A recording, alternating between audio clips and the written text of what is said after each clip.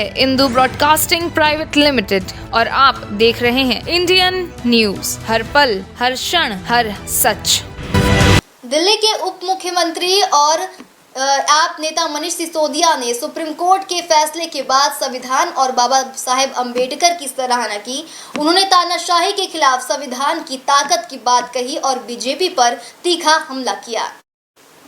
दिल्ली के पूर्व उप मुख्यमंत्री मनीष सिसोदिया ने सुप्रीम कोर्ट के फैसले के बाद संविधान की महत्ता पर जोर दिया। उन्होंने कहा कि बाबा साहेब अम्बेडकर के संविधान ने देश को तानाशाही से बचाने का काम किया है। सिसोदिया ने सुप्रीम कोर्ट के निर्णय पर तानाशाही के खिलाफ एक बड़ी जीत बताया और वकीलों के संघर्ष को सराहा। उन्होंने अभिषेक मनु सिंघवी को भगवान स्वरूप बताया और कहा कि न्याय की जीत देर से ही सही लेकिन सच्चाई की हुई है।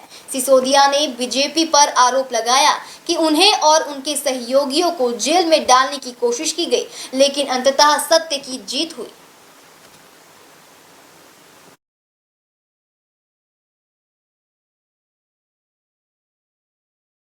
बजरंगबली के मंदिर में पंडित जी ने आशीर्वाद दिया।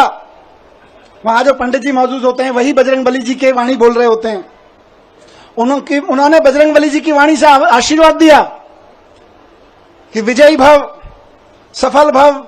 मैंने कहा जी एक ही सफलता का मंत्र है, दिल्ली के एक एक बच्चे के लिए शानदार स्कूल बना के देने हैं, यही हमारी सफलता है। और इसके लिए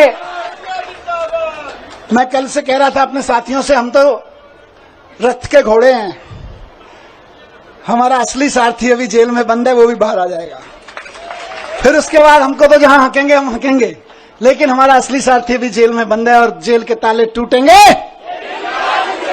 बहुत जल्दी छूट के आ जाएंगे। बहुत कृपा है अरविंद जी के ऊपर बजरंगबली की। आपको याद है ना, लंबे समय से बहुत सारे लोग साथ हैं, कितने शुगर का पेशेंट होने के बावजूद कितना लंबा फास्ट किया, केवल बजरंगबली जी की कृपा से। तमाम तरह के आरोप, इतने आरोप लगाए झूठे, बच गए, निकल के आ गए केवल अरविंद जी बजरंगबली जी की कृपा से। और मैं समझता हूं भगवान की कृपा, बजरंगबली जी की कृपा हम पर कल हुई बाबा साहब के दिए हुए संविधान की बदौलत।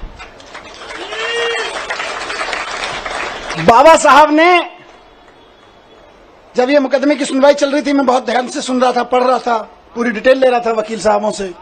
बाबा साहब ने 75 साल पहले, करीब 75 साल पहले अंदाजा लगा लिया था कि कभी कभी ऐसा भी होगा, हम लोकतंत्र का संविधान बना रहे हैं, लेकिन कभी कभी ऐसा भी होगा कि इस देश में तानाशाही ताकतें आके आतंकवादियों और ड्रग माफियाओं पर लगाए जाने वाले कानून को आम आदमी के ऊपर लगाएंगे, व्यापारियों के ऊपर लगाएंगे, विपक्षियों के ऊपर लगाएंगे। तो उस वक्त उन व्यापारियों को, उन आम आदमियों को, उन विपक्षियों को कौन बचाएगा? तो बाबा साहब ने पहले ही लाइन जोड़ दी थी, संविधान बचाएगा।